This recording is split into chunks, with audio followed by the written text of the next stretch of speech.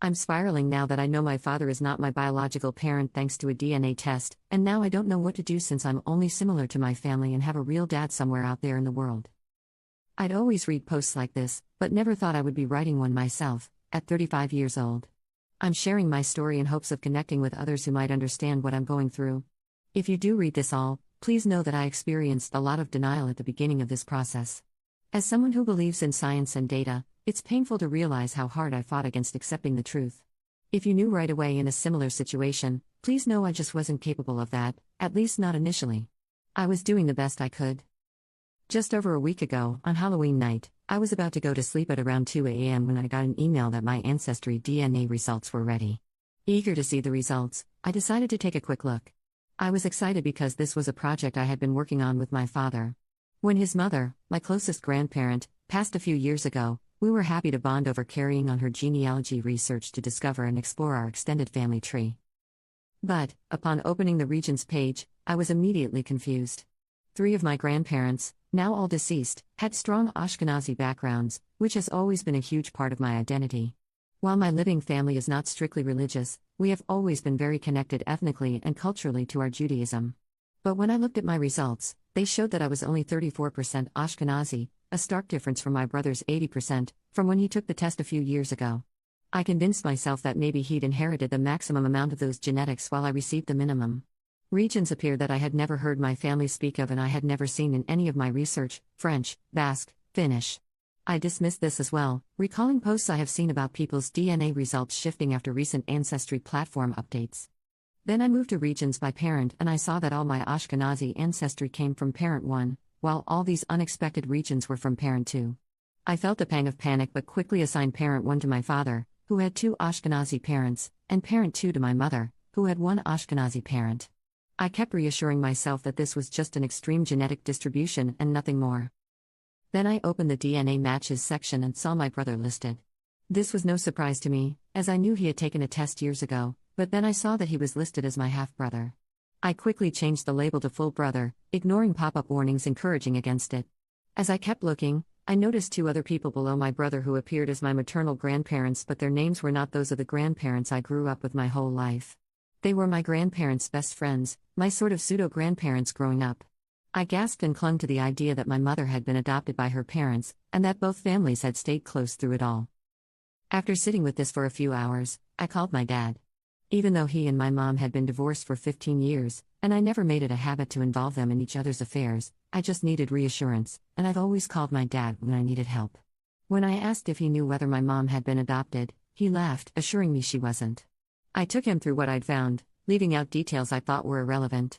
My dad was quiet as I explained, but he patiently walked me through my theory. The more we talked, the more inconsistencies we uncovered, and I grew increasingly frustrated. Then, to my shock, my dad suggested that he might be questioning his paternity to me. I laughed it off, even grew angry with him, trying to steer the conversation back to my mom's adoption. But while he looked up his own 23andMe results, I went back to my DNA matches section to find my closest relative on my paternal side. I clicked into family trees, expecting to see familiar names. And they were familiar. Just not paternally. The tree showed my mother's relatives, her tree. It hit me then, I had misassigned my parents. Parent 1 was my mother, and parent 2 was my father. With the correct assignments, my biological grandparents shifted to my paternal side. As I was confirming this for my father, he protested, telling me this still didn't line up 100% because my brother had shown up as fully related to me. I then confessed that I had changed my brother's relation to me, thinking it was a mistake at first. When I reverted my brother's status to its default, it read, half-brother, maternal side only, and at that moment, after 2 hours of frustration, I finally broke down. The man who'd been my father all my life, and my closest family, were not biologically related to me. By 5 a.m., I was beyond exhausted, ashamed for clinging so desperately to denial. My dad told me he'd known from the first result I'd shared that he likely wasn't my biological father, not because he ever suspected it, but because he trusted the science. He said the hardest part of finding out with me was watching me struggle so hard to rewrite the truth. The next 24 hours, sleepless and emotionally raw, were filled with some of the most heart-wrenching conversations of my life. My mother shared with me that, early in her marriage to my father, she had a very brief affair. It was only one time. She believed she'd taken all precautions, and, with no reason to suspect otherwise, she put that chapter behind her. She went on to have 3 children, all resembling my father, and there was never a hint of doubt from anyone in our family. If not for this test, this hidden piece of our history would have remained forever unknown. This past week has been extremely challenging, and the first few days were damn near paralyzing, but I'm choosing to approach this journey with forgiveness and understanding, hoping to find some positive takeaway from it all. My father and I agreed that, although unexpected, learning this truth together over the phone was perhaps the best way it could have unfolded. Our bond is unshaken, and we both know this revelation doesn't change anything between us. As for my relationship with my mom, we haven't always been very close, but over the last 7 years, we've grown to understand each other in ways I never thought possible. She married at 20 and had me at 21, navigating a difficult past and a very limited opportunity to explore her identity before starting a family. As our bond deepened over the years, I often found myself wishing I could go back in time, befriend my younger mother, and show her another life. One similar to the one I am currently living and loving, largely thanks to her. I understand that she made a mistake at a young age, but nothing in me feels anger towards her. I realize that in many ways, I'm luckier than most in this situation. I have a supportive family, my siblings included, who have been incredibly reassuring and are fully behind whatever decision I make about reaching out to my biological father. I've connected with an NPE, non-paternal event, therapist, and my first session is this Tuesday. I've also ordered a few books written by others who've been through similar experiences, hoping they offer some guidance.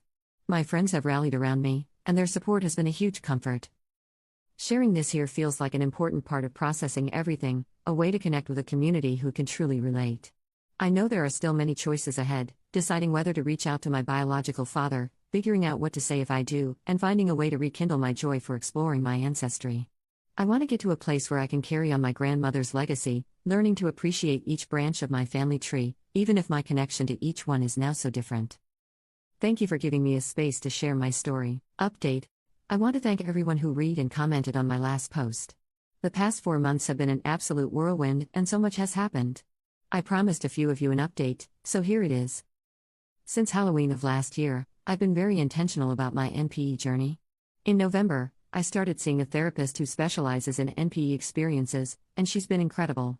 I feel incredibly fortunate. Not only did I find a therapist who's a great fit for me, but she has also been through the exact same experience I had back in 2018. She's helped me navigate both the emotional impact and the logistical aspects of my discovery. As for reaching out to my biological father, I ultimately had my mom deliver the news to him and gauge his reaction. For context, I actually grew up around my biological father and half-siblings without knowing our connection. None of us did. His parents, my biological grandparents, were best friends with my grandparents, my mom's parents, and he and my mom grew up together. Though he wasn't technically a stranger, we hadn't spoken in years. When my mom told him the truth, he was completely shocked but also happy and immediately expressed a strong desire to talk, on my terms. A few days later, I called him and explained how I discovered the truth. We caught up a bit, but mostly, he cried and expressed deep shame for what had happened, particularly what he had done to my dad. He told me he wanted to speak with my dad to make amends. And he did. My bio dad reached out, and they had a few conversations. He expressed his regret and reassured my dad that he would never and could never replace him. Despite the pain, my dad has shown an incredible amount of grace and has been open to having a relationship with my bio dad. It's not entirely surprising, given that they were actually friends long ago, before and during my parents' marriage. Though they hadn't spoken in years, they were never truly strangers. I've made it clear to both of them that whatever relationship they choose to have is entirely up to them. Their journey of forgiveness is separate from mine, and I support whatever path they take. After Christmas, I saw my bio dad in person. While home for the holidays, they drove a few hours to come see me and my mother. The reunion was a bit last minute, but I knew they were eager, and I realized that dragging it out would only make me more anxious. My dad initially struggled with the timing. He felt it was happening too fast, but I reassured him that this was the right decision for me in my own healing. Eventually, he supported me. The reunion itself was surreal. I saw my bio dad, his wife, whom he met long after I was conceived, my 2 half-siblings, and my bio grandparents. Though I had known them as a teenager, the dynamic was, understandably, different. They all cried, hugged me, and expressed how happy they were to have me in their lives. We ate, drank, and tried to keep things as natural as possible. We even went out to dinner and toasted to everyone's strength in handling this news. The last toast was to my dad, which completely choked me up. I cried when they left. One thing that came up when I shared my regional DNA results is that my bio dad got confirmation that his grandpa was not his father's father. Their family had been speculating for a while that there was a DNA discrepancy, and my results just proved it and allowed my bio dad to tell his dad that his father was not biologically related to him. That's a whole other story that has come undone because of my discovery. Since the visit, my bio dad and I have spoken a few times, but everything has been very low pressure. After such an emotional and intense November and December, we all felt the need to settle into our new reality. The start of the year has been about finding normalcy again, and it's been refreshing to deal with everyday life while continuing to work through things with my therapist. The world is only getting weirder and weirder as time passes, and I'm trying to keep my discovery in perspective, to see it as a blip in my experience that makes me interesting and challenges me to rethink my understanding of connection, relationships, and family. With the continuous support of my friends and family, I don't think it needs to be anything more than that right now. Moving forward, I want to wait until the summertime to start digging back into my Ancestry account. My goal is to continue to help my father build out his tree, even if my DNA won't be an asset there.